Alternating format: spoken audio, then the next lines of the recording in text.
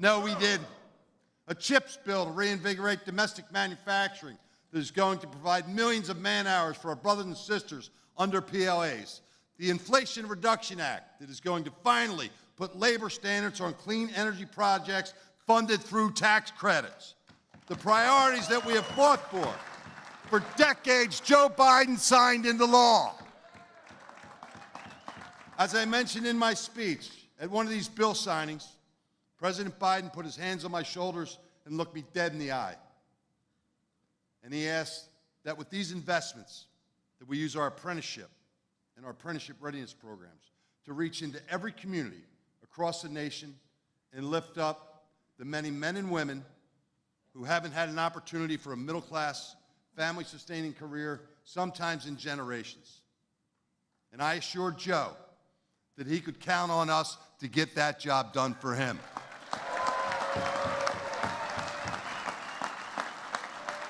Joe Biden's legacy, which is far from done, is his blue-collar blueprint for America.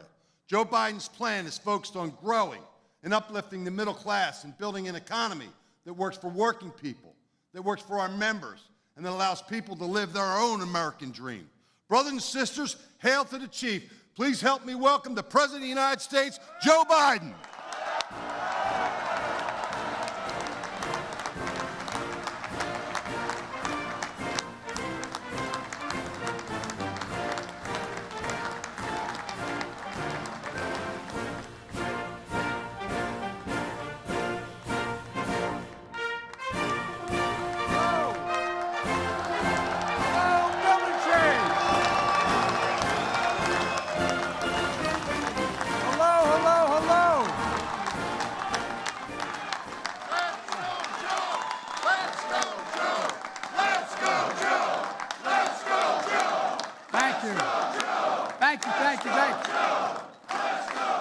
Thank you.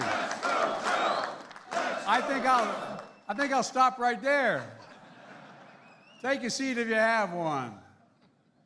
Hello, building trades, and thank you, President and my friend Sean McGarvey. You've been a friend of mine for a long time, as many of you have.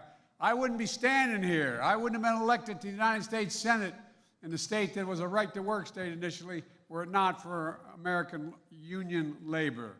You know, I learned a long time ago, there's labor and there's unions. Unions.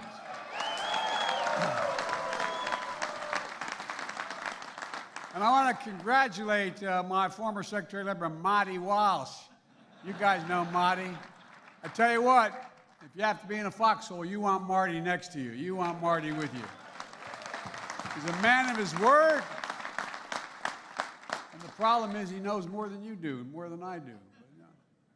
Lifetime Achievement Award, but you got a whole other lifetime to work out here, Marty. And you may be carrying a hockey stick these days, but I'm still coming for you, man. Thank you all for your continued support of Julie Sue. She worked hand in hand with Marty, and she's going to be a great Secretary of Labor.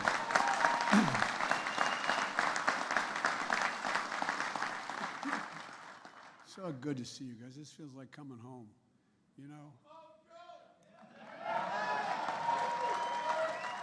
Well, you know, I'm here because there's no better place to talk about the progress we've made together. And it wouldn't have been made without you, and that's not hyperbole, that's a fact. Our economic plan is working. We now have to finish the job, but there's more to do.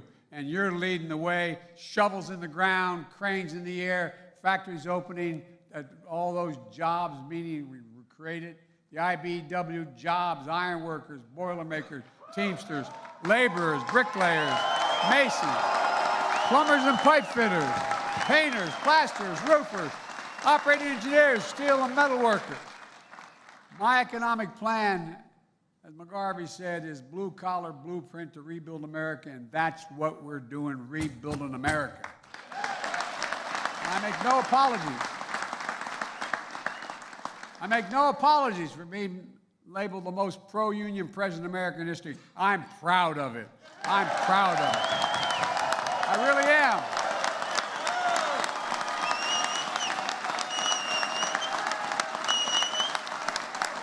I really am. Folks. I really really mean it. Folks, look, I tell business leaders all the time, I mean it sincerely, including the Business Roundtable, those folks, union workers are their saviors. You're the best, not a joke. You're the best workers in the world, not a joke. When one of the South Korean plants was going to invest in the United States in a chip factory, I asked him why, the CEO. He said, because you got the best workers in the world. You're the best workers in the world. That's not hyperbole. You know, it can take you 4 years to train to be as an apprentice. I wish we talked more about that because people don't understand that. They don't understand in order to become a full-blown member, you got to go through an apprentice process. It's like going back to college. You're spending years doing it. You get the best job done on time, long-term, and it costs less in the process. And I've said many times, Wall Street didn't build America. The middle class built America, and unions built the middle class. They did. That's the God's truth. And folks,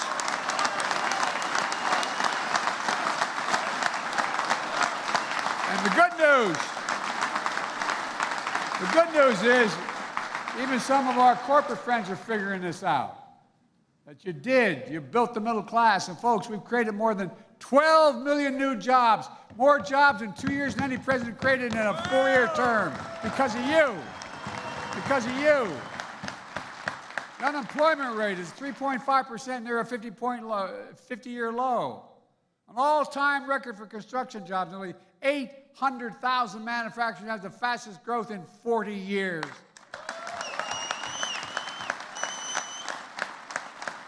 Because we're buying American. Where is it written that America can't lead the world again in manufacturing? I ran for president to rebuild the backbone of America, the middle class, to grow the economy from the middle out and the bottom up, not the top down. Because when the middle class does well, the poor have a ladder up, and the wealthy still do very well. You don't have to worry about them. We all do well. But that's a clear contrast to the other side. They believe the best way to grow the economy is from the top down, and then to watch the benefits trickle down to the rest of us. No, I'm serious. Think about it. Like many of you, not much trickled down on my dad's kitchen table. For decades, trickle-down economics hollowed out the middle class, hollowed it out. We rewarded wealth, not work. Companies moved jobs overseas. How many of you come from towns that you grew up in that used to have a factory of 600, 800, 1,000 people? Now it's gone. Why? Because they went overseas for cheaper labor. Not just in one administration, but a series of administrations preceding this. And as those jobs are lost, something else was lost as well that matters a lot to folks where I come from. A sense of pride, the notion of who you are, a sense of self-worth, earning our way. Because my dad used to say, and I'd give him my word, and so what he'd say, he said, Joey, a job's about a lot more than a paycheck. It's about your self-worth. It's about your sense of who you are. It's about being able to look your kid in the eye and say, honey, it's going to be okay, and mean it. It's about your dignity.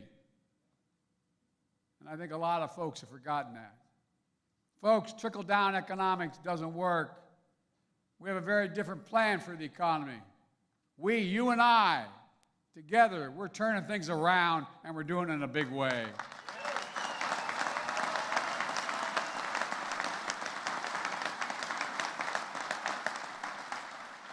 One of the first things I did as president was sign the American Rescue Plan, which helped save the nation from the pandemic, vaccinated millions of people.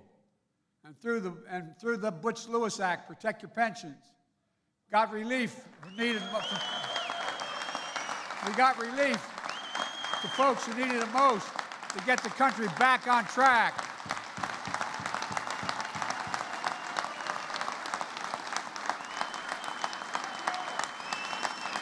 They didn't think we could do it.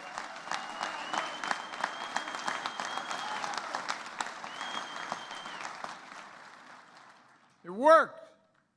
And not a single Republican voted for it. And then I signed the bipartisan infrastructure law. Because to have the strongest economy in the world, we need the best infrastructure in the world. Again, that's no joke. We need the best infrastructure in the world. Roads, bridges, airports, water systems, high-speed internet, and so much more. Can you believe we used to have the best infrastructure in the world? We were rated number 1. We fell to number 13 in international ratings, 13. Under my predecessor, Infrastructure Week became a punchline. On my watch, infrastructure has become a decade headline. A decade.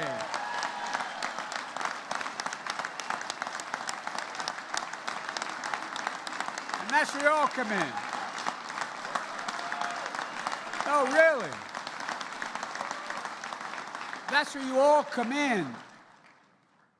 We've already announced over 25,000 infrastructure projects in 4,500 towns across America. And we're just getting started, not even close.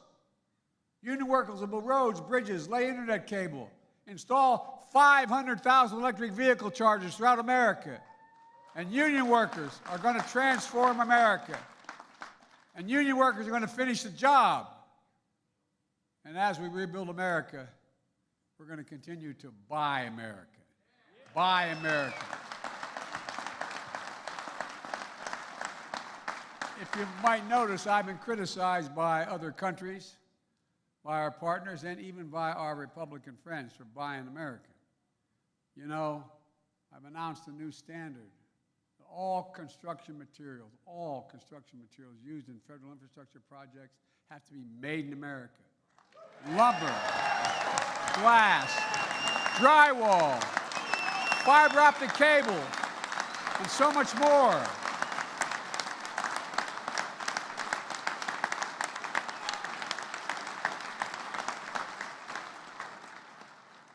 As president, I get to pick projects. I get to fund projects from the money that we get from the Congress. Every federal project is going to be built by American workers, using American products, creating American jobs. What both people didn't know, I didn't know it, to be honest with you, 8 years ago. That's been the law since the 30s, but no one's had the nerve to insist on it. They used to say, if you can't get the product, you can't get the workers, you can go somewhere else. Look for it. Well, guess what? I changed that law. It used to be if you got, if you did 40%, it was okay, and so on. No, not anymore. I'm insisting on it. We're going to spend American tax dollars. Americans are paying the money, and we're going to buy American when we do it. And by the way, under international trade agreements, it's all legit. It's all legit. It's been there since the 30s.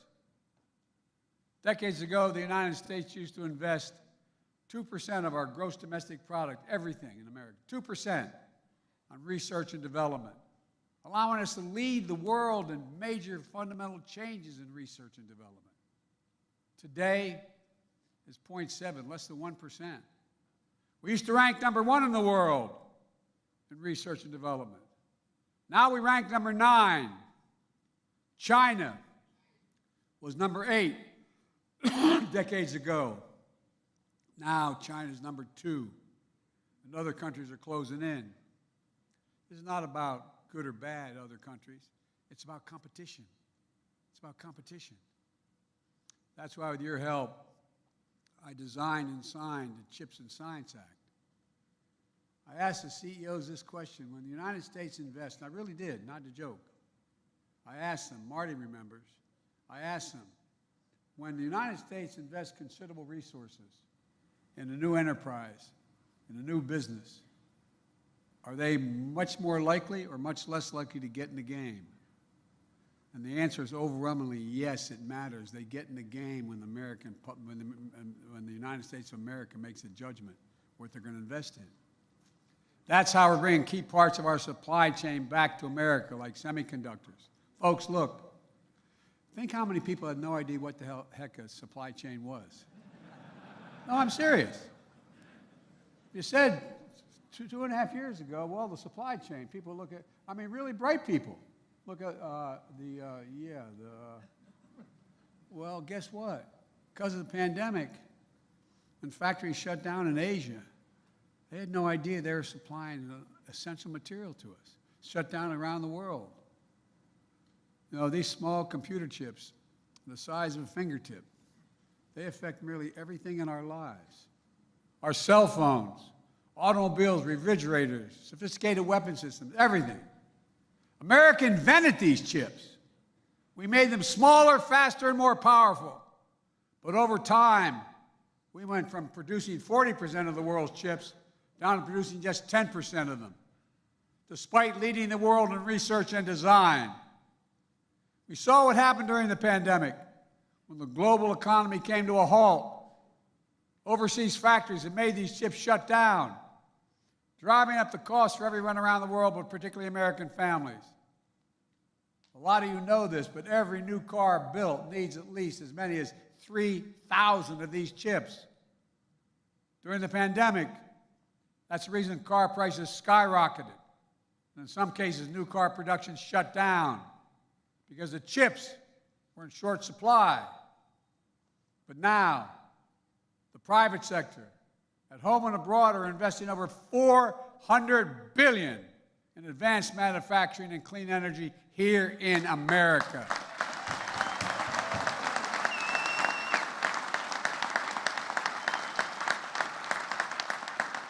It's not an exaggeration to say that's on a scale never seen before in this nation. Never seen before. It's transformative. One of the private companies is investing is Intel. I visited what I call the Field of Dreams, about 1,000 acres outside of Columbus, Ohio, where Intel has committed $20 billion to build two new chip factories. They call them fabs. They're the size of football fields. There'll be a total of 10,000 jobs, 7,000 construction jobs, prevailing wage, and 3,000 full-time workers in those fabs. You know what the average salary in those fabs is going to be? $130,000 a year, and you don't need a college degree. You don't need a college degree.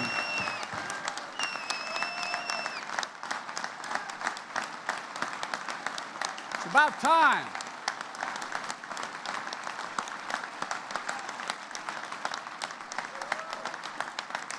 We see the same story not only in Ohio, but in New York and Texas, Arizona, Idaho, and so many more places to come. This is a real progress, like we haven't ever seen before. But don't take my word for it. Let me read a couple of headlines from left-wing Democratic papers, the Wall Street Journal. Wall Street Journal writes, quote, "America is back in the factory business." Fortune magazine, Biden's manufacturing push is working. The Financial Times, transformational change. Biden's industrial policy begins to bear fruit. In a recent column in the New York Times, "Make Manufacture Greater Again" was the title of the article. It goes on to say, President Biden appears to be presiding over the kind of manufacturing serve that Trump had promised. Folks, we're not making this stuff up. This is real. It's time to finish the job. Finish the job. But I also... Four more years. Four more years. Four more years. Four more years. Four more years. Four more years. Four more years. Four more years. Thank you. Thank you. Folks, we got a lot more work to do, though. I know folks are also struggling with inflation. I grew up in a house when the price of gas went up at the gas station. It was talked about. You felt it in our house, for real. Many of you did as well. But it's not just the United States' problem. It's a global problem. The first pandemic disrupted the supply chain, causing prices to rise across the board. Putin's war in Ukraine disrupted energy supplies and food supply. There's millions of tons of grain in Ukraine. It blocked its access to the rest of the world. Through our policies, the pace of inflation has been coming down now for 9 months in a row, but there's more to go. It's slowed by 45%, but we have more to do. The way I think about it is the way my dad used to talk about it around the table. I mean it sincerely. Is how much is left at the end of the month in the total income you have to pay after you pay all your bills of every kind. How much is left? Is there any breathing room left? Well, we brought down inflation, but there's other prices to bring down that aren't categorized that way. That's why I wrote the Inflation Reduction Act, because there's more than one way to bring down costs of families. For example, Americans, this is not hyperbole, this is a fact. Americans pay more for prescription drugs than any advanced country on earth. Any advanced for the same exact drug. A drug made in America, sold in England, France, Canada, is cheaper than the drug sold here, made here. I've been fighting Big Pharma, to allow Medicare to be able to negotiate prices for a long time. These pharmaceutical companies. Well, we finally beat Big Pharma. They're still going to do very well. But we got it done, to my surprise, without a single Republican vote. I don't know where the hell these guys live. No, I really mean it. It surprised me.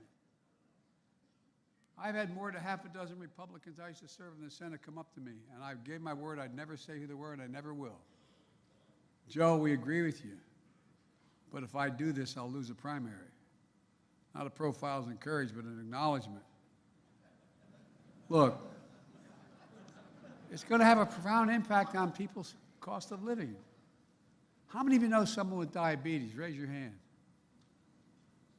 Well, 1 in 10 Americans has diabetes. Millions of these diabetes patients need an insulin just literally to stay alive, not a joke. Insulin has been around for 100 years. The guy who invented it wouldn't put a patent on it because he wanted to be made available to everybody. It costs drug companies $10 a vial to make. And if you count in packaging and shipping and everything, it's probably $12. They've been charging hundreds of dollars, $300, $400, $500, $600 a month for the same exact product. You know if somebody's on it, you know that's true. And they've been making record profits, but not anymore. Folks,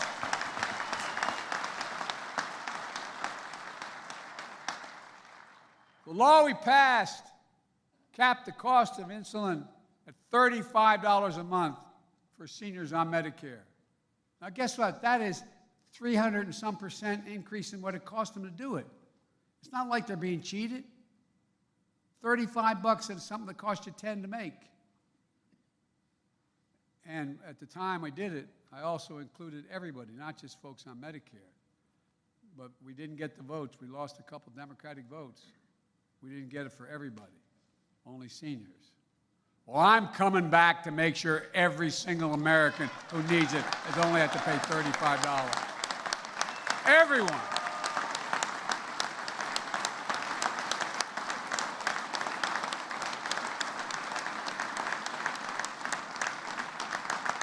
Look,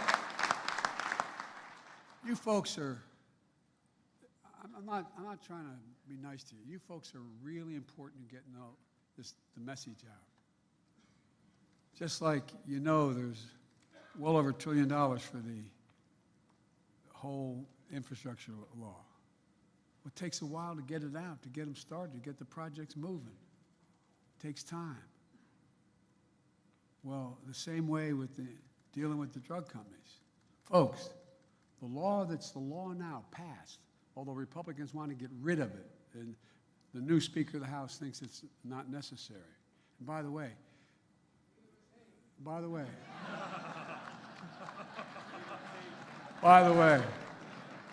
the fact is that this law on prescription drugs saves the government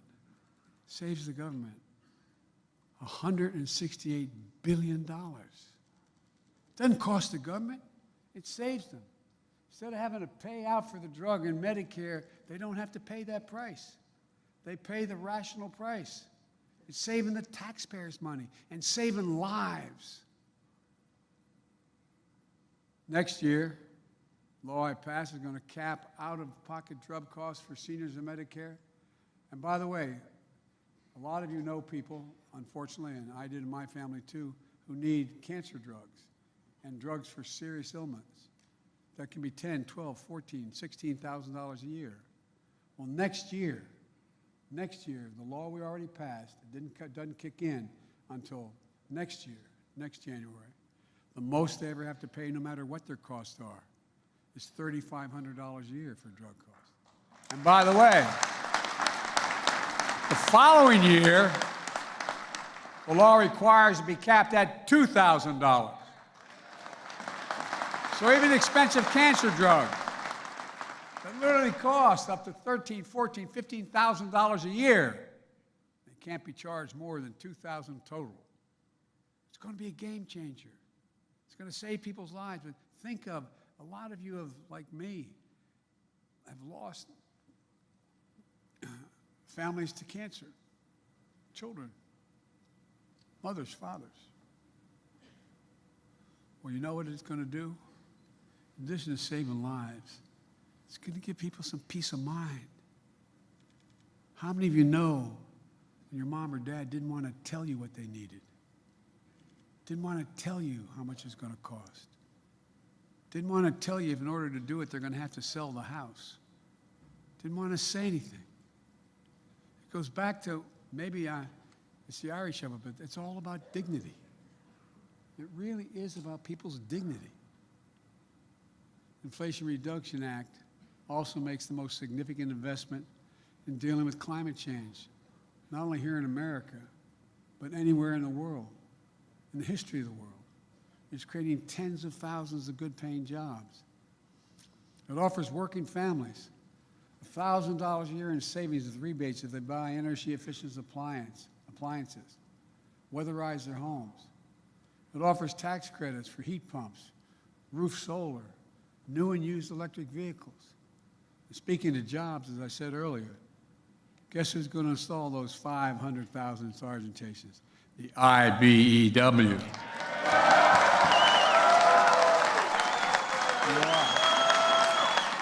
And by the way, when you do, think about it this way. My grandpop, who I never met, he died in the same hospital I was born in 2 weeks before I was born. But my grandpop was from, as they say in Maryland, from Baltimore. And he worked for the American Oil Company.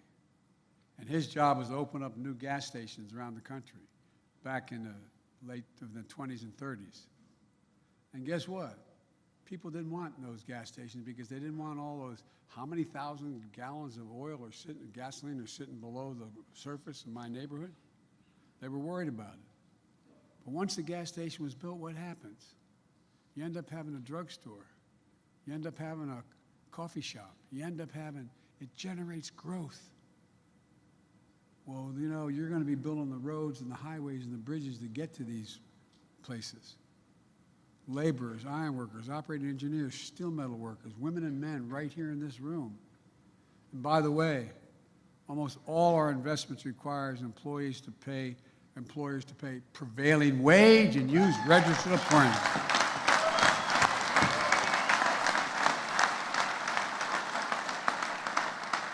Folks, again, this is truly to my surprise, not a single Republican voted for the law, and now they want to repeal use parts of it, including the clean energy jobs and the union jobs. You think if you didn't think, if it weren't so prevalent around in the news, you'd probably think I'm making it up. It's hard to make up. We've made all this progress while being fiscally responsible. Let me be clear. In my administration, no one earning less than $400,000 a year will see their tax bill go up a single solitary penny, nor will they. No one. Because I don't want any excuses. As a matter of fact, My first 2 years in office, I've lowered the deficit by a record $1.7 trillion. Lowered the deficit, the debt. The simple reason for that, we thought maybe people should start paying their fair share. The Inflation Reduction Act is going to bring down hundreds of billions more in decades ahead, bring the cost down. We're doing all this by making the biggest corporations just begin to pay part of their fair share. Just pay their fair share. Pay at least something. No. True. Let me ask you this. Anyone in this room think the existing tax system is fair? No. You got it, man. You got tired of hearing me talk about it, but in 2020, 55 of the Fortune 500 companies paid zero in taxes with income profit of $40 billion. Paid zero. And people thought I was either exaggerating or they just didn't think it's true. But it's wrong to have that occur. So I instituted a horrible tax on these guys. 15%. That's less than y'all pay. And guess what? I've also proposed. We've gone from 700 billionaires since the pandemic to about 1,000 billionaires in America. You know what their average tax is? EIGHT, 8%. So I think there should be a minimum tax for billionaires.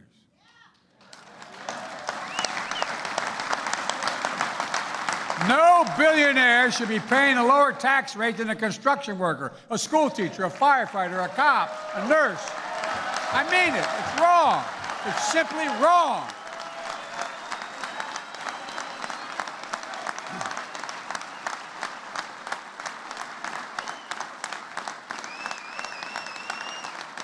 If you didn't live through this, you'd think I was making it up. And meanwhile, guess what my mega Republican friends in Congress are up to? The Speaker of the House went to Wall Street last week, proposed huge cuts in important programs, cut all discretionary spending by 22%, including ones I've just named. Programs millions of working and middle-class Americans count on. At the same time, he and his MAGA Republican colleagues are pushing some tax giveaways for the wealthiest Americans and biggest corporations. They'd rather see kids and seniors struggle to eat what they need. People on Medicaid lose their health care. Veterans lose access to doctor's visits. And that's part of it, by the way, not a joke. Then cut subsidies to big oil that made $200 billion and big pharma and the wealthiest corporations. We're not even talking about raising their taxes. Just stop the subsidies. The same old trickle-down dressed up in MAGA clothing. Only worse. Because this time, they're saying if they get their way, they will if they don't get their way, if Biden doesn't agree with them and agree to all the cuts and these tax increases for others, working people, they're going to let the country default on its debt. This is debt took over 200 years to accumulate. The last administration alone increased the debt by nearly 40% in 4 years. And every single time, they passed the debt ceiling without any question. Default would be totally irresponsible. I mean, it would mean cuts in Social Security, Medicare, higher interest rates for your credit cards, car loans, mortgages. The entire economy would be put at risk. Moody's, you know, that economic operation that comments on the economy, they said the Republican plan would cost us 780,000 jobs. 780,000 jobs. Working and middle-class seniors paying the price. The Speaker likes to quote President Reagan. I love these guys, how they selectively quote people, including makeup quotes for me. Well, President Reagan made it clear. We pay our debt. Here's a quote from him. He said, "The United States has a special responsibility to itself and to the world to meet its obligations.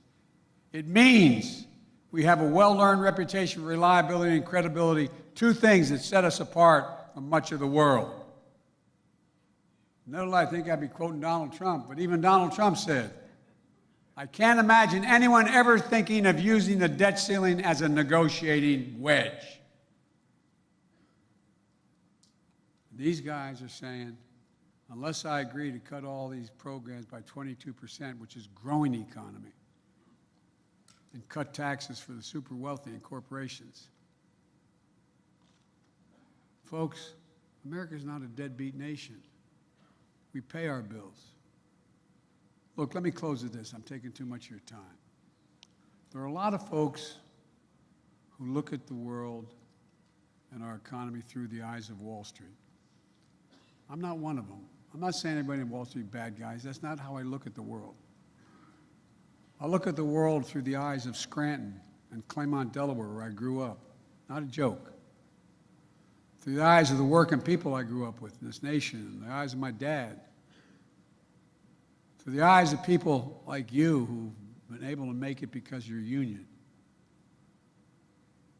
The Speaker, the former President, and the MAGA extremists are cut from a different cloth. They treat these folks, and they think they're a threat. They think that somehow we're going to go back. The threat that MAGA Republicans pose is to take us to a place we've never been, and where the last guy tried to take us. And look how hard we had to fight to get prevailing wage, Bush-Lewis, Davis-Bacon, project labor agreements, health care. My God, we had to fight like hell. And folks, we made a lot of progress because of all of you. But there's more to do. So let's finish the job. I've long said it's never been a good bet to bet against America, and I can honestly say as I stand here today, I've never been more optimistic about America's future. We're on the cusp of major change. We're creating jobs again. Manufacturing has come alive again. People can afford a decent health care. Towns that have been forgotten and left behind for dead are coming alive again because of you all and what we're doing. Now we've just got to keep it going. Finish the job. We just have to remember who we are. We are the United States of America. There's nothing beyond our capacity. Nothing. If we work together. God bless you all, and may God protect our troops. Thank you, thank you, thank you.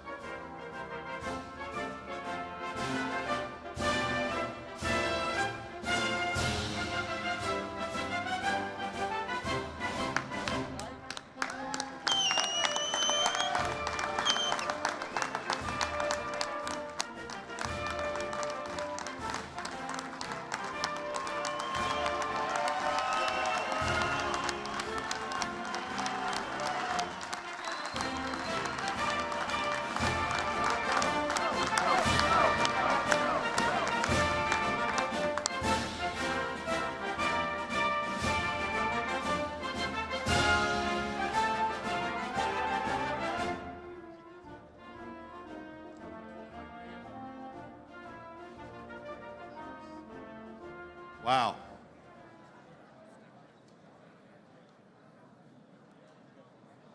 Mr. President, we're forever grateful for you and all that you have delivered to build back